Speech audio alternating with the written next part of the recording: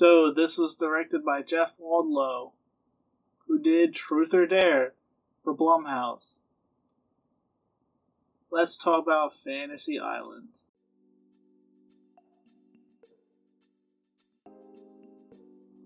Fantasy Island is a 2020 movie directed by Jeff Waldlow. And, yeah. I know there's an old Fantasy Island TV series. I've never watched it. I don't even really know what it's about. So I don't know if this is like similar to the show or not. I don't know. But basically, Fantasy Island is about a group of strangers. I think there's 5 or 6. Not exactly sure. This movie. You get invited to an island that it's stated that can make all your fantasies come true. Or your number one fantasy, what you want most in the world. Hence the title, Fantasy Island. But the one rule, you have to see your fantasy through to the end. No matter how terrible it is, no matter what happens. These people start to, do their fantasies. One wants revenge on a grade school bully.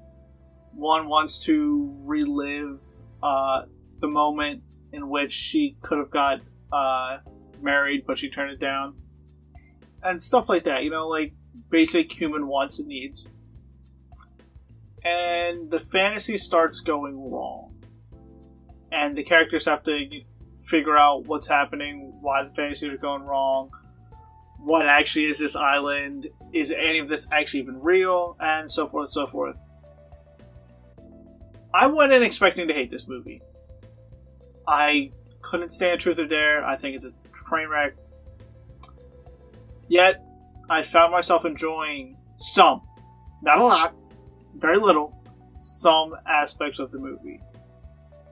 Main aspect, wherever they filmed this at, it looks gorgeous. The island is a beautiful place, which helps the film. Some of the performances are good, like Lucy Hale. I've only seen her in Katie Keene, because I love horror movies and like comic book movies, but if I was honest with myself and you guys, I'm a sucker for drama, like Big Little Lies, 13 Reasons Why, Riverdale, Katie Keene. I like all sorts of drama. Grown-up drama, teenage drama. I like character-focused shows and movies. So that's why I watch Katie Keene. It's actually not terrible. It's pretty good. Better than Riverdale, I'll tell you that much. But Lucy Hale's good.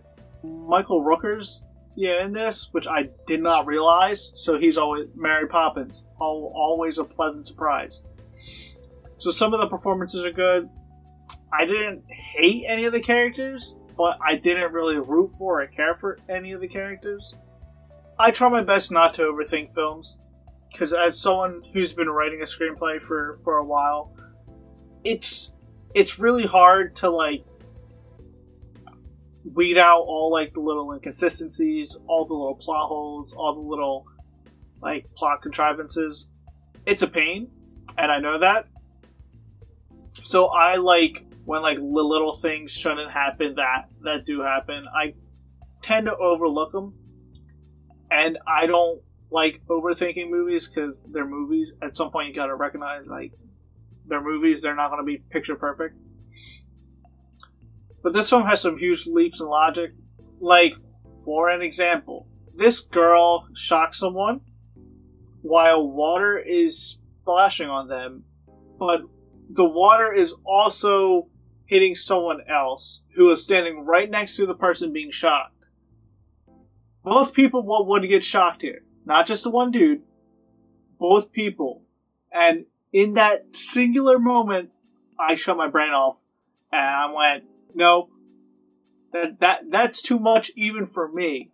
And the film is just full of leaps of logic with a really, really dumb twist that doesn't have any oomph behind it. It's flat. The villain, if you even want to call it a villain, is flat. Michael Pena's in this movie, and I don't even think he cares as being in it. His performance is just flat as can be, and we all know Penny can act. From freaking End of Watch and the Ant-Man films and many other things, he can act. He's a talented actor. But in this, he just comes off extremely flat. The music's forgettable. It's shot generically. There is not a single, wow frame in this entire film. But man, the villain and the twist is just so... I don't even want to say cringy, because it's not cringe. It's just so unthought out. It's just so flat, and it just falls so hard just on its own face. And the rules of the island are never fully explained, and how the fantasies work are just never fully explained.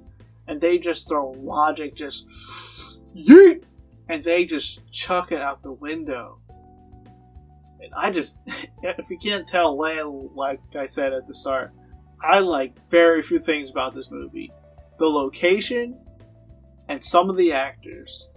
Outside of that, 2 thumbs down. Fantasy Island, is it good? No. Is it serviceable? No. Is it even decent? No. I could see myself watching this with a group of friends when we were all drunk. Which isn't a good thing. Or is it a great thing? That's the $1 million question. But Fantasy Island, not great. I have no want or need to ever rewatch this movie. Now I can forget about this movie forever. Thanks for watching. Feel free to like, comment, and subscribe.